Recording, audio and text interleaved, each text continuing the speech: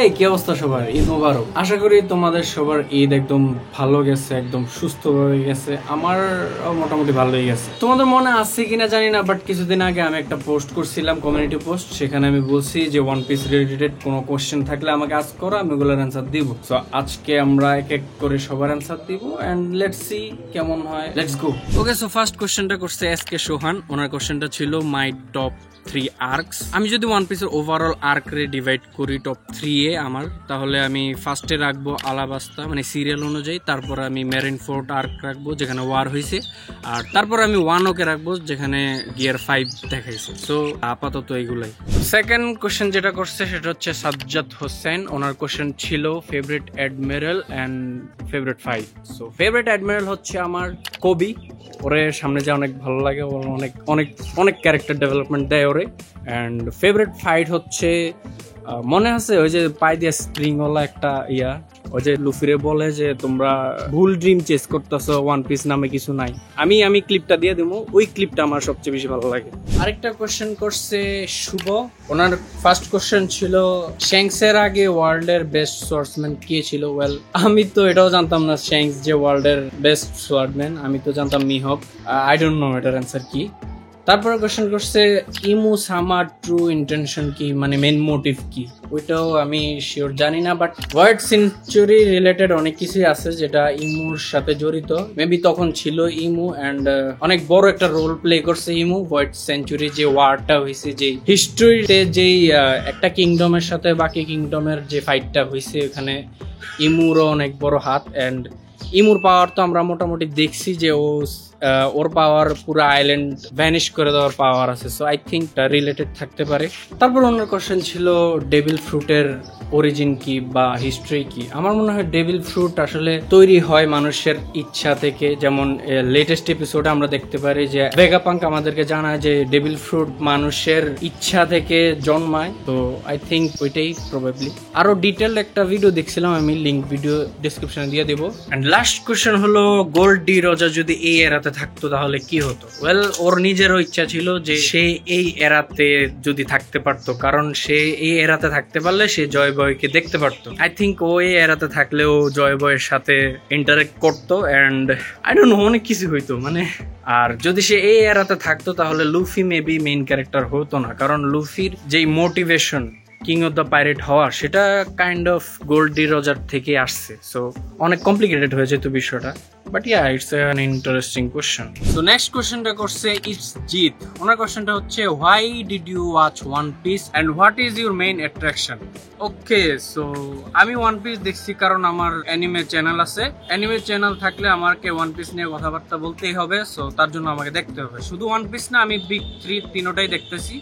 2টা শেষ আমার, আর একটা আছে জাস্ট নারুটো বাকি আছে। সো এই কারণে। আর মেইন অ্যাট্রাকশন হচ্ছে ওয়ান পিসের ওয়ার্ল্ডটা আসলে আমার খুব ভালো লাগে আর কি। এটার ক্যারেক্টার, তারপরে মোটিভেশন, ইন্সপিরেশন সবকিছু। সো এই কারণে আমি ওয়ান পিস দেখা স্টার্ট করছি এন্ড পুরা সিরিজে এটাই আমাকে অ্যাট্রাক্ট করে রাখছে বেশি। ওকে, সো নেক্সট কোশ্চেন করছে অ্যানিমিক্স লাইভ। ওনার কোশ্চেন ছিল who convince you to watch One Piece. আমি এটা আরো বলছি অনেকবার যে আমাকে কনভিন্স করছে এমডি শুভ, আমার ফ্রেন্ড। ও আমাকে বারবার বলছে ওয়ান পিস দেখতে। মানে যখন আমি চ্যানেল খুলি নাই এর আগে থেকে আমাকে বলতেছে ভাই ওয়ান পিস দেখ, ওয়ান পিস দেখ।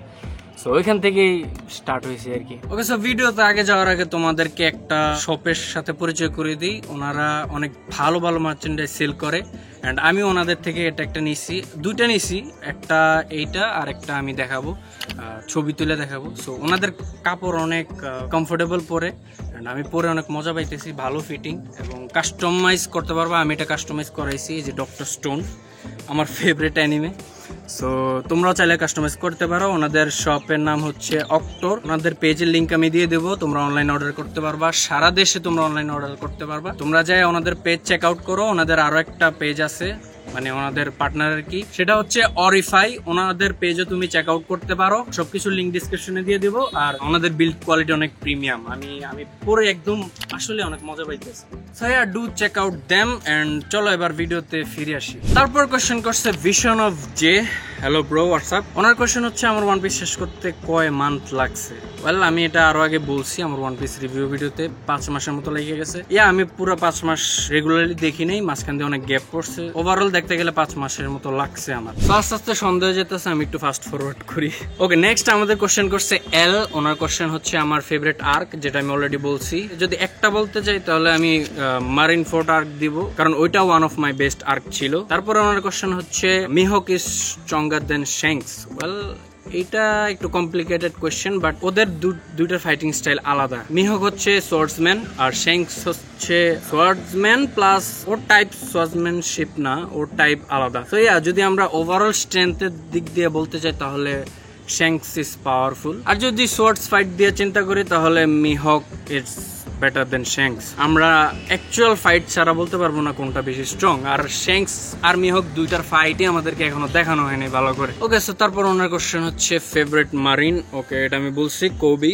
ওকে, সো নেক্সট কোশ্চেন করছে পোকেক্সেল। ওনার কোশ্চেন হচ্ছে in punk Hazard In Punk Hazard, an apple converted into a devil fruit. What happened to it? আমরা কি এটা ফিউচারে কোনো এপিসোডে দেখতে পারবো কি না? তোমরা যদি নোটিস করে থাকো, পাঙ্ক হ্যাজার্ডে একটা মোমেন্টে একটা ঝুড়িতে 3টা অ্যাপেল ছিল, একটা ডেভিল ফ্রুটে কনভার্ট হয়ে যায়। সো এটা হওয়ার কারণ আমার মনে হয় যে ওই ওয়ার্ল্ডে ডেভিল ফ্রুট ইউজাররা যখন মারা যায়, ওদের ডেভিল ফ্রুট পাওয়ারটা রিইনকার্নেট হয় আর একটা ফ্রুটের মধ্যে। সো আমার মনে হয় ওই টাইমে কোনো একটা ডেভিল ফ্রুট ইউজার মারা গেছে এন্ড ওই অ্যাপেলের মধ্যে ওইটার পাওয়ার রিইনকার্নেট হয়েছে। এটা আমার পার্সোনাল থিওরি। আর যদি বলতে চাই এটার নেক্সট কোনো এপিসোডে বা ফিউচারে কোনো ইউজেস আছে নাকি, আমার মনে হয় এটার ইউজ থাকতে পারে, কারণ ওটা অনেক ব্রিলিয়েন্ট রাইটার। ও কোনো একটা ফ্রেম অযথা ড্র করবে না। যেহেতু আমাদেরকে স্পেসিফিক্যালি ওই সিনটা দেখাইছে, তার মানে অবভিয়াসলি ফিউচারে ওইটার কোনো না কোনো ইউজ থাকতে পারে। সো আমরা হোপ করতে পারি যে এটার ইউজ আমরা দেখতে পাবো ফিউচারে। তো তারপর কোশ্চেন করছে আকা নো। ওনার কোশ্চেন হচ্ছে Zoro will betray Luffy and kill him at the end of the series which will make him the strongest bounty hunter. Man, এই থিওরিটা আসলে অনেক ভাবার একটা থিওরি হইতে পারে মেবি, বাট আমার মনে হয় না জোরো এমন কিছু করতেও পারে। আমার যেটা মনে হয় যে ওই স্ট্র হেড ক্রিউ এর মধ্যে যদি লয়াল কোনো মেম্বার থাইকা থাকে তাহলে সেটা জোরো। আর জোরো যদি বিট্রে করে তাহলে আমার ফেভারিট ক্যারেক্টার জোরো। আমি মানতে পারবো না জোরো যদি বিট্রে করে, বাট ইটস আ পসিবিলিটি, কারণ ওটা কোন সময় কি করে। যেহেতু এটা রুমার ছড়াইছে, আমার মনে হয় না এটা হবে। আমি পজিটিভলি থিঙ্ক করতেছি এটা যাতে না হয়, বাট থিওরিটা অনেক ইন্টারেস্টিং। তারপর আমাদেরকে কোশ্চেন করছে এনএসটি। ওনার কোশ্চেন হচ্ছে লুফি হ্যানককের বিয়ে হবে কিনা। ওয়েল, যেহেতু লুফির লাভ ইন্টারেস্ট মানে হ্যানককের লাভ ইন্টারেস্ট লুফি, আর লুফিরও ওদের কেমিস্ট্রি মোটামুটি ভালোই। আই থিঙ্ক পসিবিলিটি আছে, বাট আমার মনে হয় না এই স্টোরিটা এরকম রোমান্টিক্যালি মুভ ফরওয়ার্ড করবে। বাট যদি হয় লুফির বিয়ে তাহলে হ্যানককের সাথেই হবে। সো এনএসটি চিল হবে। তারপর কোশ্চেন করছে Tahmid Tajwar TJ bro WhatsApp. ওনার কোশ্চেন হচ্ছে who turn apart the 2 important pages from the entire One Piece series something like that. Okay, so যদি অ্যান্সার দিতে যাই কে করছে, most probably Gold D Roger. কারণ ওডিন যখন সবকিছু একটা চ্যাপ্টারে মানে সবকিছু ওকে না ওডিন তো পরে করছে অ্যাডভেঞ্চারের পরে, তখন তো গোল্ডি রজার ছিল না পাশে। এটা একটা কোশ্চেন, কে করছে? ওয়েল, আমরা তো এটার অ্যান্সার এখনো জানি না কে করতে পারে, বাট মোস্ট প্রবাবলি ওডিনই করছে। ও পরে বুঝছে যে না, এত ইজিলি গোল্ডি রজার তো এত কষ্ট করে এত কিছু করে নাই, জাস্ট যদি কেউ এই বই থেকে ওয়ান পিস কি জানা যায়। সো মেবি ও পরে বইরা রিয়েলাইজ করছে যে এইটা না দিলেই better, most probably. But I don't know কে করছে, তোমার কোনো অ্যান্সার থাকলে জানাও। ওকে, সো লাস্ট কোশ্চেন করছে আমাদের সুপার ফিকশন ভাইয়া। ওনার কোশ্চেন হচ্ছে do we even need more straw hats? Already crew seems too crowded. Core team has some impact on story line. Other characters use as funny movement and fan service. Okay, fair point. And secondly, if Oda asks, I'll kill a straw hat and you have to choose one, whom will you choose?